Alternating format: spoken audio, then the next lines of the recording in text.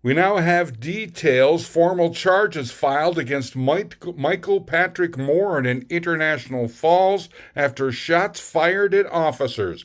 Reading in part from the Statement of Probable Cause, Thursday afternoon, police responded to a disturbance at 114 13th Street in International Falls. Morin was in an agitated state, screaming and waving his arms around. Morin reported that another individual had shot him. The officers asked where he had been shot, and Morin replied, "It doesn't even matter." Officers asked where Morin's girlfriend was, and Morin called for her to exit the residence. The victim stared at the ground most of the time, cowering in a corner of the garage on the property. Morin then asked why an ambulance had not been called for the three people dead. Morin would not clarify his question. Morin was attempting to order the victim back into the house.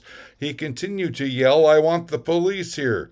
A sergeant spoke with the victim outside of the presence of Morin. She reported that Morin has been freaking out for the last 2 or 3 days and has hardly been calm at all, stating he screams about things that are not real. Morin told her that he believes she put a hit out on him.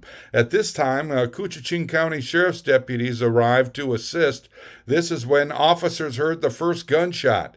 Morin then yelled, "You're going to effing have one of those through your head."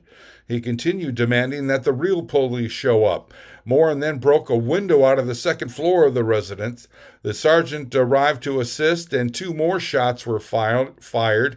The sergeant called out to the defendant while waiting for a response. Another shot is fired. Additional officers were called to assist, and neighboring homes were evacuated. Officers began to order the Morin out of the residence with his hands empty, which he eventually did. A search warrant found a pistol, shell casing, fragments of copper jackets from fired projectiles. Officers also found holes around the residence that would indicate Morin fired the handgun from a position of cover toward the location of the officers. A check of his record shows several qualified convictions of crimes of violence. In this incident, he's now charged with 3 counts of aggravated assault or of assault with a dangerous weapon, threats of violence, and domestic assault. I'm Neil Carlson reporting for iNewZ.TV.